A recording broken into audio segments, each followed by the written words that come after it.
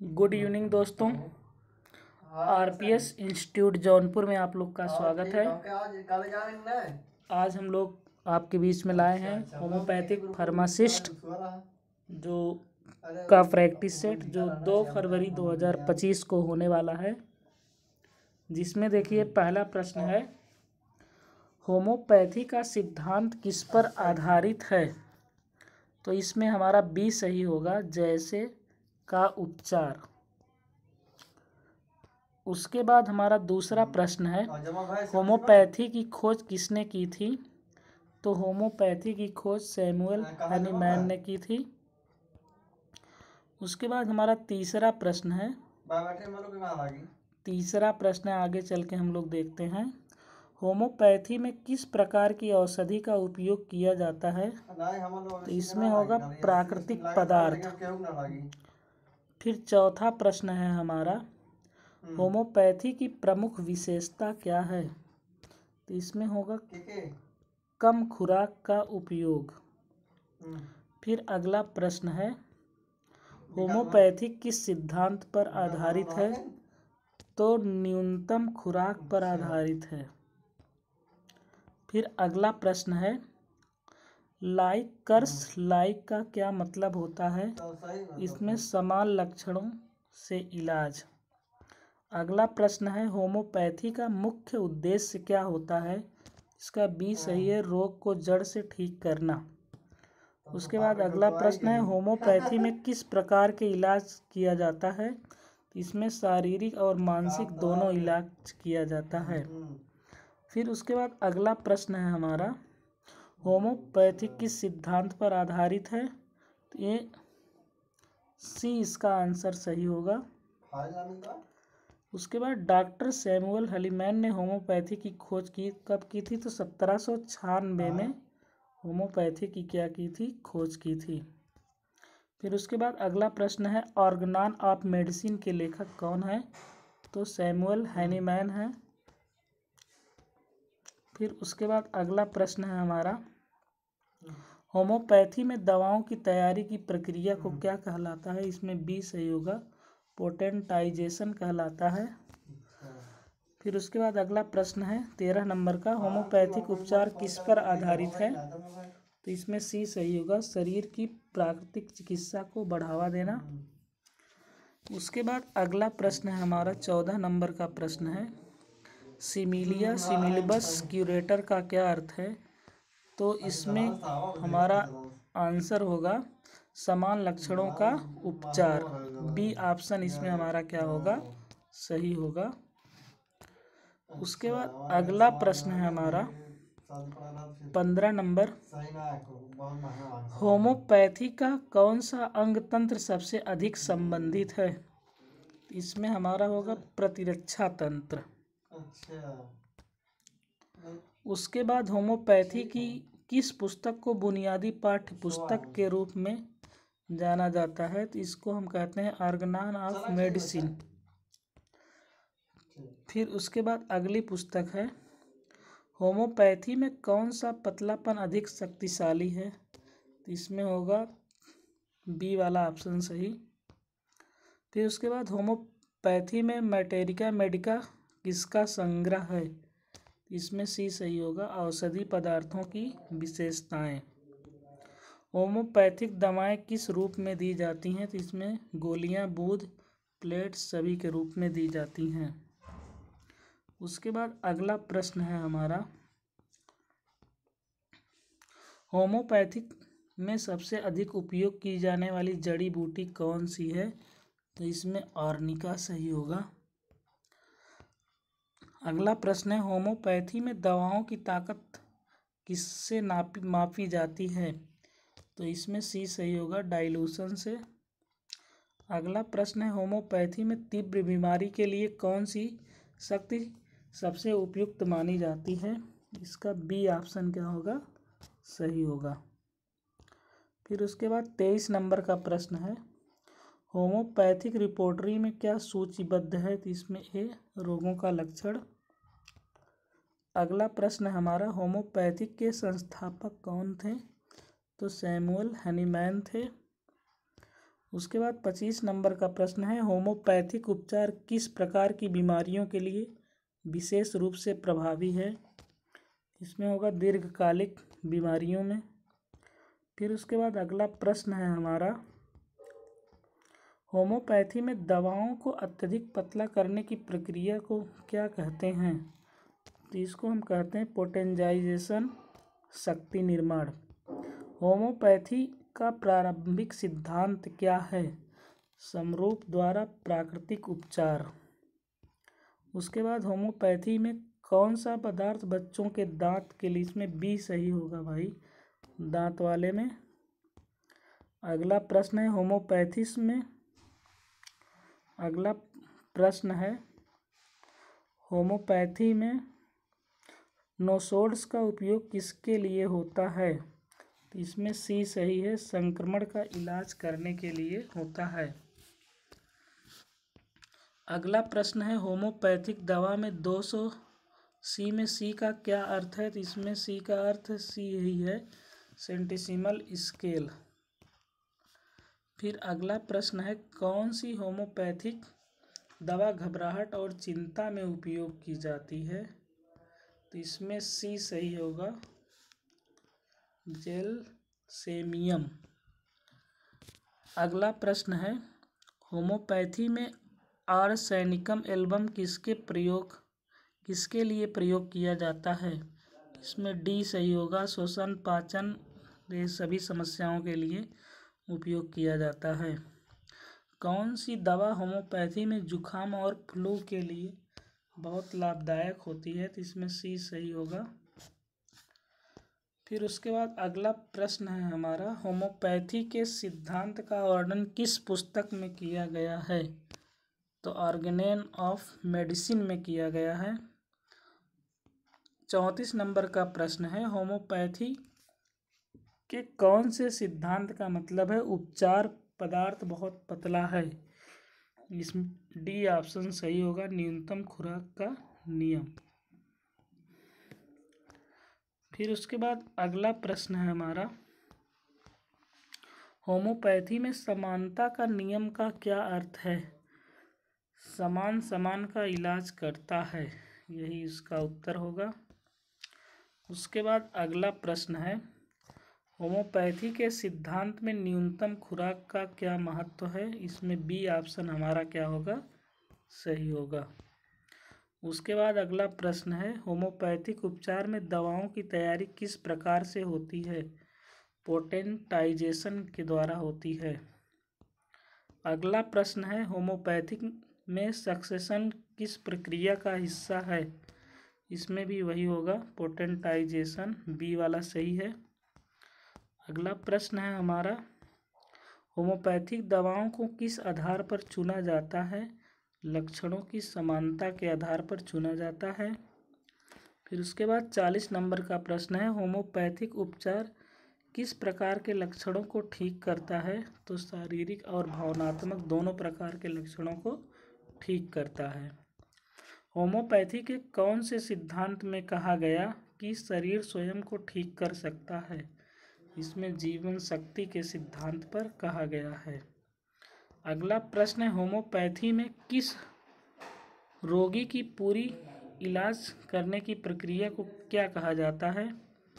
इसमें व्यक्तिगत करण कहा जाता है। अगला प्रश्न है, होम्योपैथी के उपचार में सबसे महत्वपूर्ण सिद्धांत कौन सा माना जाता है? तो इसमें एकल औषधि माना जाता है। अगला प्रश्न है, किस सिद्धांत के अनुसार एक औषधि लक्षणों को तब तक ठीक करती है जब वह उससे मेल खाती है? समानता का सिद्धांत। होम्योपैथी में निम्नलिखित में से किस स्थिति को मायासम कहा जाता है? इसमें बी हमारा सही होगी, पुरानी प्रवृत्ति को।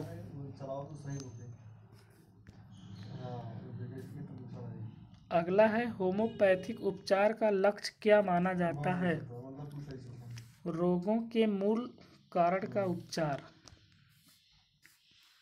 अगला प्रश्न है, होम्योपैथिक औषधियाँ किस सिद्धांत पर काम करती हैं? तो शरीर की आत्म उपचार प्रक्रिया को उत्तेजित करना, यही इसका सही ऑप्शन होगा। ठीक है, ऑप्शन नंबर सी इसका क्या है, सही है। उसके बाद 47 नंबर का प्रश्न है, होम्योपैथिक औषधियाँ किस सिद्धांत पर कार्य करती हैं? तो सी सही होगा इसका। अगला 48 नंबर का, होम्योपैथी में वाइटल फोर्स का क्या मतलब है? इसका मतलब है व्यक्ति की आंतरिक उपचार ऊर्जा, यही सही होगा। अगला है, होम्योपैथी में 3 मयासम का क्या अर्थ है? तो इसका अर्थ होता है, बी इसमें सही होगा, शोर, साइकोसिस, सिफिलिस, इसका बी सही होगा।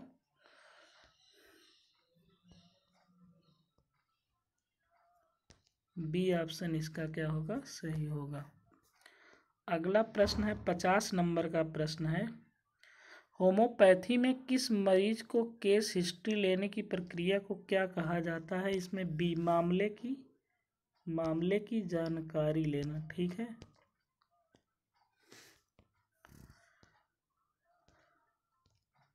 होम्योपैथिक दवाओं की शक्ति को क्या कहा जाता है? इसमें देखिए, इसका जो ऑप्शन सही होगा, सी सही होगा। सी ऑप्शन है इसका, घोल या हिलाने का स्तर। फिर उसके बाद 52 नंबर का प्रश्न है, होम्योपैथी में कौन सा उपचार सिद्धांत पुरानी बीमारियों के लिए इस्तेमाल होता है? मयासम का उपचार। फिर होम्योपैथिक उपचार की सफलता किस पर निर्भर करती है? तो इसकी सफलता जो होती है वो लक्षणों की समानता और सही औषधि का चयन पर निर्भर करती है। उसके बाद 54 नंबर का, प्रूविंग का क्या अर्थ है होम्योपैथिक में? इसमें एक औषधि के प्रभाव का स्वस्थ व्यक्तियों पर परीक्षण करना, यही इसका क्या होगा, उत्तर होगा। 55 नंबर है, होम्योपैथी के अनुसार रोग का वास्तविक कारण क्या है? ठीक है, तो रोग का वास्तविक कारण है हमारा बी ऑप्शन इसमें सही होगा, जीवन शक्ति में असंतुलन। उसके बाद हमारा 56 नंबर का प्रश्न है, होम्योपैथी में किसी रोगी की मानसिक अवस्था को महत्व क्यों है? इसमें बी सही है, औषधि चयन को प्रभावित करता है। उसके बाद होम्योपैथी में अंतर चिकित्सा उपचार क्या होता है? इसका बी सही है, मुख्य उपचार को पूरक बनाने के लिए दी गई दवा। फिर 58 नंबर का प्रश्न है, ध्रुवीयता का सिद्धांत होम्योपैथी में किसके लिए उपयोग किया जाता है? तो बी औषधि चयन के लिए। फिर 59 नंबर का प्रश्न है,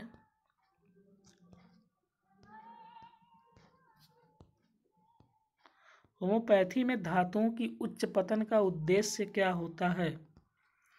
तो धातुओं के पतन का उद्देश्य होता है विषाक्तता को समाप्त करना। अगला प्रश्न है, होम्योपैथी के सिद्धांतों के अनुसार रोग का सही उपचार कैसे किया जाता है? तो इसमें लक्षणों का उपचार करके, यही सी वाला ऑप्शन सही होगा। उसके बाद अगला प्रश्न है हमारा 61 नंबर का, डॉक्टर विल्हेम शुसलर किस चिकित्सा प्रणाली के जनक माने जाते हैं? तो बायोकेमिक चिकित्सा के क्या माने जाते हैं? जनक माने जाते हैं। 62 नंबर का है, बायोकेमिक चिकित्सा में कितनी टिश्यू रेमेडीज का उपयोग होता है? तो इसमें 12 सही होगा, 12 सही होगा। अगला है, डॉक्टर शुसलर का जन्म किस वर्ष हुआ था? तो 1821 में हुआ था, बी ऑप्शन सही है इसमें। उसके बाद 64 नंबर का प्रश्न है, डॉक्टर सुसलर की चिकित्सा प्रणाली किस सिद्धांत पर आधारित थी? तो खनिज लवणों का संतुलन इसमें होगा। बी ऑप्शन क्या होगा इसका सही होगा, बी ऑप्शन। उसके बाद 65 नंबर का प्रश्न है, बायोकेमिक चिकित्सा में टिश्यू रेमेडीज किसके संतुलन को बहाल करने के लिए उपयोग की जाती है? तो बी होगा इसमें खनिज लवण। फिर उसके बाद 66 है, कैलकेरिया फ्लोरिका किसके लिए उपयोगी है? तो इसमें ए होगा हड्डियों और दांतों के लिए, हड्डियों और दांतों के लिए। फिर उसके बाद प्रश्न संख्या 67 है, डॉक्टर सुसलर का चिकित्सा पद्धति के क्षेत्र में योगदान किस प्रकार का है? तो इसमें बी सही होगा, टिश्यू लवण उपचार। फिर उसके बाद 68 है, फेरम फास्फोरिकम का उपयोग किस प्रकार की स्थितियों में किया जाता है? इसमें ए सही होगा, सूजन की स्थितियाँ। फिर उसके बाद अगला प्रश्न है हमारा, डॉक्टर सुसलर के अनुसार शरीर में कितने प्रकार के खनिज लवण मुख्य रूप से आवश्यक होते हैं? तो देखिए इसमें 12 प्रकार के खनिज लवण जो होते हैं वो आवश्यक होते हैं।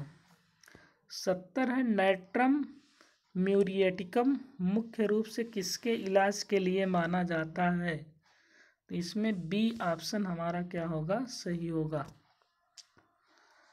कौन सा टिश्यू साल्ट मांसपेशियों को ऐंठन और तंत्रिका तंत्र के विकारों में मदद करता है? तो इसका ऑप्शन बी हमारा क्या होगा सही होगा, मैग्नीशिया फास्फोरिका। डॉक्टर सुसलर के अनुसार बायोकेमिक ट्रीटमेंट का उद्देश्य क्या है? शरीर में खनिज लवण के संतुलन को बनाए रखना, यही इसका उद्देश्य है। बायोकेमिक चिकित्सा में कैलकेरिया फास्फोरिका किस प्रकार की बीमारियों के लिए उपयोग की जाती है? तो देखिए जो ये होता है हड्डियों के विकास और फ्रैक्चर के लिए क्या होती है इसका उपयोग किया जाता है। उसके बाद 74 नंबर का प्रश्न है, सिलिका किस अंग तंत्र को प्रभावित करती है? बी सही होगा, इसमें त्वचा और संयोजी ऊतक को प्रभावित करती है। डॉक्टर सुसलर की चिकित्सा प्रणाली में नाइट्रम फास्फोरिकम किसके लिए उपयोगी है? अम्लता और पाचन के लिए। बायोकेमिक चिकित्सा में फेरम फास्फोरिकम की किस प्रकार की स्थितियों के लिए उपयुक्त है? तो इसमें ए सही होगा, सूजन और प्रारंभिक बुखार के लिए। 77 नंबर, बायोकेमिक चिकित्सा में मुख्य रूप से किस प्रकार ध्यान दिया जाता है? तो टिश्यू में खनिज लवण के संतुलन। उसके बाद काली म्यूरियाटिकम किसके लिए उपयोग किया जाता है? तो रक्त के थक्के और सूजन में इसका उपयोग किया जाता है। उसके बाद है प्रश्न संख्या 80, बायोकेमिक चिकित्सा के अनुसार बीमारी का मुख्य कारण क्या होता है? तो इसमें बी सही होगा भाई। आगे हम 81 नंबर के प्रश्न पे चलते हैं।